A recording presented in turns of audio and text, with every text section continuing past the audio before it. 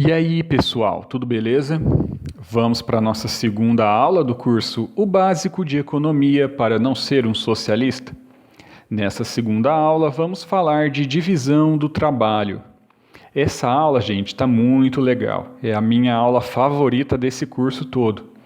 Foi com muita satisfação que eu refiz, que eu regravei essa aula nesse novo formato que nós estamos adotando. E agora que eu finalmente reformulei essa aula, agora eu pretendo investir algum tempo também numa divulgação desse curso, porque agora eu sinto que eu tenho um material legal para mostrar para as pessoas. Então vamos lá.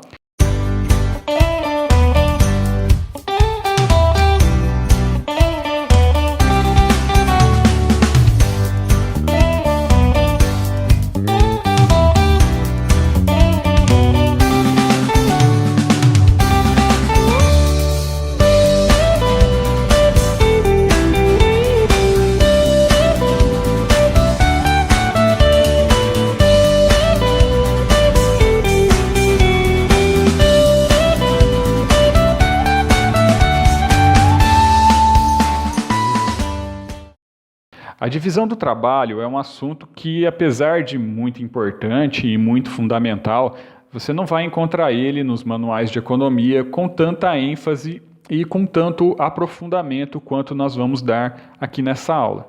Mas ele está lá, e ele está implícito em todas as teorias econômicas mais fundamentais. Ele é um pressuposto básico. Na verdade, ele é um preceito tão fundamental que ele é simplesmente tomado como algo dado, né, como algo óbvio, evidente, e talvez por isso ele não é tratado com tanta ênfase assim. Mas os economistas clássicos davam muita ênfase para esse assunto. Se você pegar A Riqueza das Nações, do Adam Smith, já o primeiro capítulo é sobre divisão do trabalho. Então, olha só, o capítulo que abre o livro, que é tido como aquele que inaugurou as ciências econômicas, ele é sobre a divisão do trabalho. Mas, na verdade, todo o livro, se você for parar para pensar bem, se você for abstrair toda a temática do livro, ele todo gira em torno desse tema divisão do trabalho. E o mesmo vale para o trabalho do David Ricardo também. Se você pegar o livro Princípios de Economia Política e Tributação, todo o livro, até a parte que fala sobre vantagens comparativas, sobre comércio, tudo isso, na verdade, são consequências lógicas da divisão do trabalho. Na sociologia também, divisão do trabalho é um tema que foi muito discutido pelo sociólogo francês Émile Durkheim, embora com um ponto de vista um pouco diferente dos economistas clássicos. Mas só para vocês terem uma noção do quanto esse tema ele é importante para todas as ciências sociais de um modo geral. Mas o que é divisão do trabalho, afinal de contas? Bom, eu vou fazer uma afirmação aqui, aparentemente exagerada, mas eu vou provar isso ao longo de todo o vídeo, tá, gente? A afirmação é o seguinte: a divisão do trabalho é o que diferencia o ser humano dos outros animais. Será? Como assim? Nós sempre ouvimos falar que o ser humano é um ser racional, que o que diferencia o ser humano dos outros animais é o tamanho do cérebro, é a inteligência, ou então é o polegar opositor, ou ainda é a capacidade de desenvolver ferramentas, de produzir utensílios. Bom, eu vou me abster de falar algumas coisas aqui, porque eu não sou biólogo, né? Não sou psicólogo, neurologista, tenho pouco conhecimento dessas áreas, então eu vou evitar algumas coisas aqui. Mas todas essas hipóteses, elas estão erradas, ou pelo menos elas não explicam a real diferença. Por exemplo, inteligência. Hoje nós sabemos que alguns animais são muito mais inteligentes do que se imaginava a princípio. Por exemplo, os chimpanzés, né? Os golfinhos, são animais muito inteligentes. Agora, o ser humano, ele tem um tipo especial de inteligência, que realmente o destaca dos outros animais, que é a sua capacidade de ter pensamento abstrato. O ser humano, ele é capaz de ter pensamentos abstratos num nível que outros animais não conseguem. E é essa parte do nosso cérebro que é bem diferente dos outros animais. Não é só o tamanho. O cérebro do elefante, por exemplo, é muito maior que o nosso. mas é uma área bem específica do cérebro do ser humano que o destaca dos demais, que é justamente essa parte responsável pelo pensamento abstrato, e é essa parte do cérebro que também é responsável pela comunicação. Porque para se comunicar, você precisa ser capaz de pensar muito abstratamente, né? A linguagem, ela é pura abstração, na verdade. E é a comunicação e essa capacidade de abstrair que torna possível a divisão do trabalho e a vida em sociedades complexas, como nós vamos ver mais adiante. O que diferencia é a vida em sociedade apenas? Não, com certeza não. Até as formigas vivem em sociedade. Os mamíferos, então, né, os chimpanzés em especial, eles vivem em sociedades até razoavelmente complexas. Outros dizem que é a capacidade do ser humano de produzir ferramentas e utensílios, de usar e modificar objetos, né, e usá-los como extensões do seu próprio corpo. Mas isso está errado. Para começar, você tem o João de Barro, por exemplo, que constrói a sua própria casinha lá de barro, que é uma coisa bem incrível se você for parar para pensar. Também tem chimpanzés, se eu não me engano, que eles são capazes de usar gravetos para pegar formigas de dentro do tronco da árvore. Enfim, existem outros animais capazes de utilizar outros objetos também. Mas por que o ser humano conseguiu construir coisas tão incríveis, né? Prédios, foguetes, acelerador de partículas, usinas hidrelétricas? Por causa da divisão do trabalho, e só por isso. E a capacidade do ser humano de produzir ferramentas, de produzir coisas, durante muitos e muitos anos, durante milênios, também não foi nada muito incrível, não. Durante quase todo o Paleolítico, que é o período mais longo da história humana, que vai desde quando surgiram lá os primeiros ancestrais dos seres humanos, vai desde 2,7 milhões de anos atrás até 10 mil anos atrás. Ou seja, por incontáveis gerações humanas, durante todo esse período praticamente, a única ferramenta que o ser humano produziu foi essa ferramenta de pedra aí que vocês estão vendo na imagem. Um pedaço de pedra que era lascada até adquirir esse formato pontiagudo, capaz de cortar, rasgar, perfurar. Na verdade, Paleolítico tem esse nome por isso. Ele também é chamado de Idade da Pedra Lascada por conta disso. Porque durante todo esse período, a única coisa que o ser humano sabia fazer era isso daí. Que ele usava para caçar, ele usava para se proteger, para preparar os alimentos. Imagino que ele usava para se matar uns aos outros também. Na verdade, nós temos registro disso. Então, se você for parar para pensar, não é nada muito mais sofisticado do que o João de Barro, que constrói lá sempre a sua mesma casinha de barro, não é verdade? Imagine se os ETs tivessem vindo para a Terra nesse período aí e visto seres humanos usando sempre essas mesmas ferramentas durante incontáveis eras. Eles teriam ficado entediados e ido embora, concluindo que o ser humano não tem nada de muito especial em comparação com os outros animais, não é verdade? Então, como que o ser humano passou disso para isso, depois para isso e até chegar nisso? Como é que o ser humano progrediu tanto dessa forma? Foi graças à divisão do trabalho.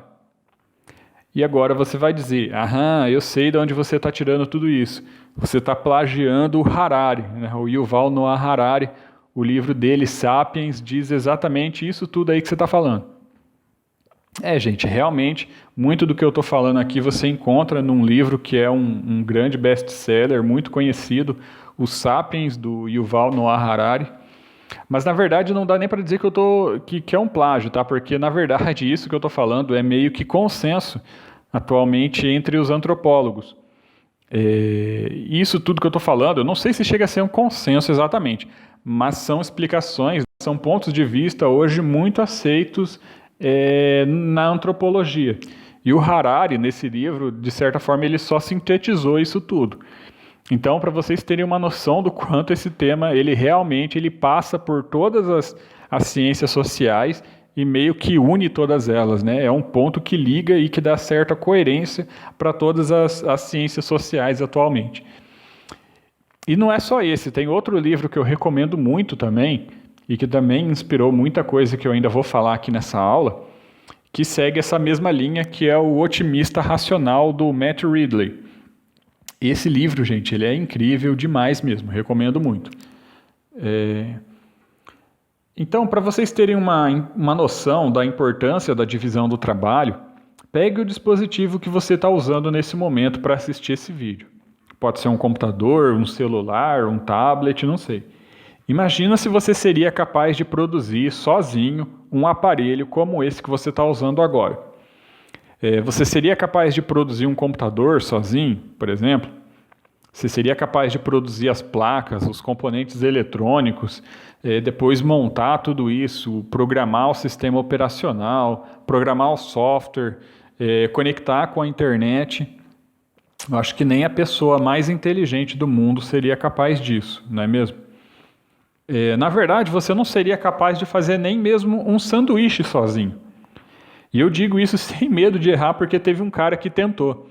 Teve um cara que tentou fazer um sanduíche sozinho, e eu vou colocar o link do vídeo que mostra ele tentando fazer na descrição aqui desse vídeo. Essa imagem que vocês estão vendo aí é um print do vídeo. Ele plantou o trigo para fazer o pão, né, do sanduíche. Ele ordenhou uma vaca para fazer o queijo. Ele abateu o frango para pegar o filé do frango. Fez o picles em conserva. E até filtrou a água do mar para fazer o sal, né, para retirar o sal da água. Só que ele demorou 6 meses para fazer esse sanduíche e gastou mais de $1.500. Na verdade, se ele gastou $1.500, quer dizer que ele pagou para alguém fazer alguma coisa para ele, né? Mesmo que seja transportar ele para outro lugar, por exemplo. Então, ele já não fez tudo sozinho. Mas, mesmo assim, ele ainda demorou 6 meses. E, obviamente, que ele teve que comer outras coisas produzidas por outras pessoas nesse meio tempo. Mas, enfim, ele tentou pelo menos, né? Para vocês terem uma noção de que até para fazer um simples sanduíche sozinho é praticamente impossível. E isso não é nenhuma grande surpresa. Você vai fazer tudo sozinho para quê, afinal de contas? Para que nós vivemos em sociedade, então? Não é para nós colaborarmos uns com os outros? Eu citei lá no começo aqueles economistas e sociólogos, né, lá no começo da aula, mas já Platão, né, Platão lá na Grécia Antiga, ele já dizia que o objetivo de se viver em sociedade é para ter a divisão do trabalho. O sentido de viver em sociedade é você poder contar com a colaboração de outros. Então, para vocês terem uma noção de como nós não somos nada sem a divisão do trabalho. Mas por que é tão difícil assim fazer as coisas sozinho? Por que esse cara ele teve tanta dificuldade para fazer um simples sanduíche sozinho? Bom, existem muitos motivos, mas eu vou começar falando de um deles aqui, somente por enquanto, que é a economia de escala. O que é economia de escala? Bom, para explicar melhor, imagine que você comprou um livro pela internet. Né? Imagine que você comprou um daqueles 2 livros que eu recomendei lá no começo. E a loja virtual onde você comprou, ela cobrou R$2 de frete, o que é um valor até meio razoável, na verdade, né? Hoje em dia tem aí até a Amazon Prime, por exemplo, que até a última vez que eu fiquei sabendo, se você é assinante, né, os fretes das coisas que você compra na Amazon saem de graça. Até um pouco tempo atrás eu tinha essa promoção aí. Então é daí para baixo. Vamos imaginar que eles cobraram então um frete de R$2. Tá. Agora, imagine se eles não entregassem na sua casa e você tivesse que ir lá buscar esse livro, lá na distribuidora, né, não sei, ou na gráfica, enfim. Se você tivesse que ir pessoalmente, né, com o seu carro e ir lá buscar. Você iria gastar combustível, né, você ia desgastar o carro, que depois você ia ter que gastar com manutenção, você ia gastar com pedágio, que nada mais é do que para manter o desgaste das estradas, né? Então, só o que você iria gastar com isso, com certeza, daria muito mais de R$2. Eu não sei exatamente quanto você ia gastar, depende, né, de onde você mora. Se você mora longe dos grandes centros, você gastaria várias vezes o valor do próprio livro só para ir buscar ele. Mas por que é tão barato para eles entregarem na sua casa? por causa da economia de escala, e é muito simples. Eles não transportam só a sua mercadoria, eles não vão sair para transportar só o seu livro, eles vão transportar várias mercadorias num mesmo caminhão, né, num mesmo furgão, eles transportam várias mercadorias, e o custo desse transporte é dividido entre todas elas, por isso que sai barato. Na verdade, a rota que a mercadoria faz é até bem maior do que você faria se você fosse buscar, né? Eles mandam de São Paulo, por exemplo, né, para a cidade grande mais próxima de onde você mora, para depois eles mandarem para a sua cidade. E sai mais barato assim, porque esse fluxo ele é maior entre cidades maiores.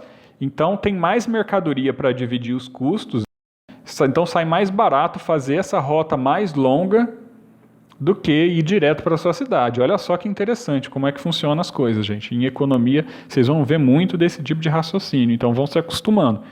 Olha só que interessante como é que funcionam as coisas. Então, aqui eu estou só dando um exemplo do serviço de transporte, mas isso serve não só para serviços, mas para produção também. Então, os custos eles são reduzidos quando você tem alguém focado em fazer uma coisa só. Então, sem a divisão do trabalho, você não tem economia de escala, que é uma das vantagens da divisão do trabalho, certo? E a divisão do trabalho, ela tende a se expandir, ela tende a ganhar cada vez mais complexidade na medida em que vão surgindo mais e mais novas especialidades. Na medida em que você divide o trabalho, você torna aquela produção mais eficiente. Com essa maior eficiência produtiva, a sociedade vai podendo se dar ao luxo de alocar mão de obra para novas atividades que antes não eram viáveis. Assim, a divisão do trabalho ela vai se expandindo. Já lá no Paleolítico, né, que nós comentamos, ainda era muito incipiente, mas a divisão do trabalho já começa já naquele período. Aos poucos vai aparecendo um cara que se especializa ali na caça, outros, geralmente mulheres e crianças, eram responsáveis por colher frutos, né, sementes e outras plantas que pudessem servir de alimento, enfim. Outro já se especializava na confecção das ferramentas, outro já se especializava em costurar peles para fazer roupas, enfim. Então já começa ali a divisão do trabalho e dali não parou nunca mais. Essa divisão do trabalho ela vai ficando cada vez mais sofisticada e permitindo que o ser humano viva em sociedades cada vez mais complexas. Pegue o exemplo que eu citei lá no começo, por exemplo, o computador. O seu computador, a matéria-prima dele veio de um lugar. O cobre, por exemplo, que vai nos fios, ele é extraído no Chile. Os componentes são fabricados, na Malásia. Aí ele é montado na China. O software é programado na Califórnia. Então, a produção do seu computador, ele envolveu milhares de pessoas que você nem conhece. Pessoas de várias partes do mundo, porque a divisão do trabalho ela se expandiu tanto que hoje ela está num nível global. Hoje a divisão do trabalho ela atingiu um nível de expansão global. E isso é bom, né, gente? Se a divisão do trabalho é algo bom, é algo que permite uma produção cada vez mais eficiente, então isso permite que nós vivamos num mundo que, pelo menos em alguns aspectos, é um mundo cada vez melhor. E essa é outra afirmação que contraria bastante, né, o senso comum, contraria um pouco aquela sua tia que acha que nós estamos vivendo o fim dos tempos, né? Mas é um ponto de vista que eu vou defender aqui. Para vocês terem uma noção, conta a história que o rei Luís XIV da França, que foi um rei absolutista, um rei poderosíssimo, que ficou conhecido como o Rei Sol, conta a história que todas as noites, para o jantar, ele escolhia entre 40 pratos. E ele era um rei conhecido também pela sua gula.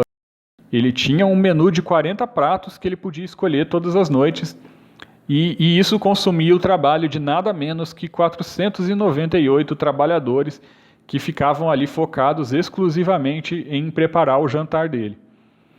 É claro, que o pobre, o camponês comum, não tinha essa variedade toda à sua disposição.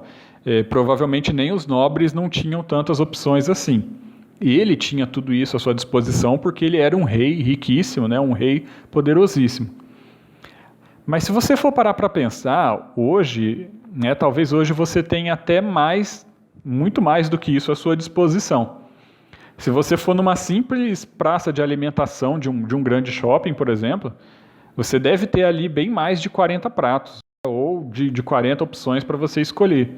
Eu nunca parei para contar, né? Não sei, mas eu imagino que deve ter. Se não tiver ali dentro do shopping, considerando os restaurantes e lanchonetes ali da cidade, isso tudo está ali à sua disposição também. Eu acredito que deve dar bem mais de 40 opções. Pelo menos numa cidade aí de tamanho médio para cima. E isso também, imagino eu, deve consumir o trabalho de bem mais do que 490 e alguma coisa, né? De 500 trabalhadores que sejam. E você não precisa nem ser um rei absolutista para isso, né? Você não precisa nem ser o rei sol para isso. Claro que isso não está ao alcance de absolutamente todo mundo. Nós ainda temos muita gente vivendo às margens disso tudo. Mas são coisas que estão disponíveis aí para um trabalhador comum, né? Um trabalhador da classe C, da classe D, talvez até da classe E, né? Numa grande cidade, pelo menos, tem tudo isso acessível ali para ele. Coisas que antes nem um nobre, nem a elite tinha tudo isso. Claro, esses trabalhadores, eles não estão ali só para servir você, eles estão ali para servir milhares de pessoas, mas o que isso importa, né? O que importa é o que você tem à sua disposição ali. E é a divisão do trabalho que permite tudo isso. Que permite que um trabalhador comum hoje seja servido como um rei, praticamente, né? Porque as pessoas trabalham para servir várias pessoas ao mesmo tempo. Mas aí você me pergunta, poxa, mas ainda tem gente que consegue ser contra a divisão do trabalho? Tem, pior que tem. Eu não estaria dedicando uma aula inteira para falar disso se não tivesse. A divisão do trabalho sofre algumas críticas, não só dos socialistas, mas de várias outras correntes políticas e ideológicas também, até de libertários, né? Eu já vi desses libertários de Facebook aí, por exemplo, dizendo que você deveria plantar o seu próprio alimento, que para você não ser escravo do sistema, você deveria ser autossuficiente.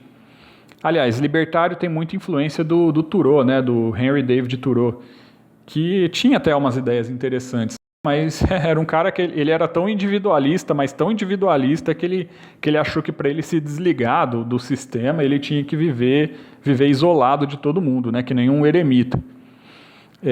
Mas algumas das críticas mais comuns à divisão do trabalho é a de que ela causa alienação, de que ela limita o poder, o potencial do ser humano, de que ela causa embotamento, de que ela coloca uma espécie de cabresto, né, no ser humano, que isso afeta, né, e limita intelectualmente o ser humano, de que ela causa lesão física ou psíquica por esforço repetitivo, etc.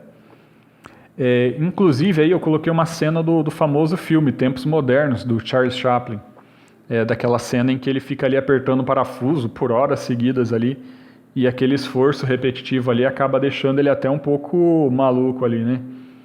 Esse é um filme que muitos interpretam como uma crítica ao capitalismo moderno, né, à economia moderna e a essa divisão do trabalho que cria postos de trabalho cada vez mais focados numa tarefa só. O filme inteiro, na verdade, ele é cheio de crítica social, mas essa era uma preocupação do filme, né? Era uma preocupação, na minha opinião, até pertinente, talvez, naquela época. Naquela época, realmente, você tinha muito trabalho mecânico, que, diante da divisão do trabalho, criava tarefas cada vez mais repetitivas, cada vez mais limitadas. Mas hoje eu acho que esse não é tanto mais o caso. Hoje o trabalho mecânico e repetitivo ele é cada vez mais exercido por robôs, por máquinas. É claro que a divisão do trabalho continua se expandindo, mas à medida que o trabalho vai se tornando mais intelectual, a especialização ela também vai se dando no campo intelectual, né? Na medida em que surgem cada vez mais campos de estudo, cada vez mais especialidades técnicas e científicas.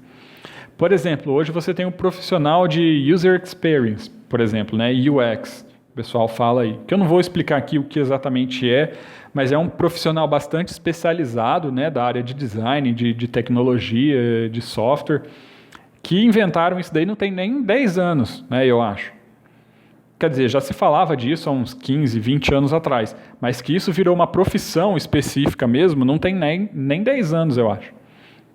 Então, essa é a tendência, né? A especialização ela vai se tornando técnica e científica, não tanto de tarefas braçais, né, mecânicas, repetitivas. Essas tarefas elas tendem a ser exercidas cada vez mais por máquinas. Mas por hoje é só, gente. Essa aula fica por aqui. Esse assunto nós vamos continuar desenvolvendo ele nas próximas aulas, mas por enquanto é só. Vejo vocês na próxima.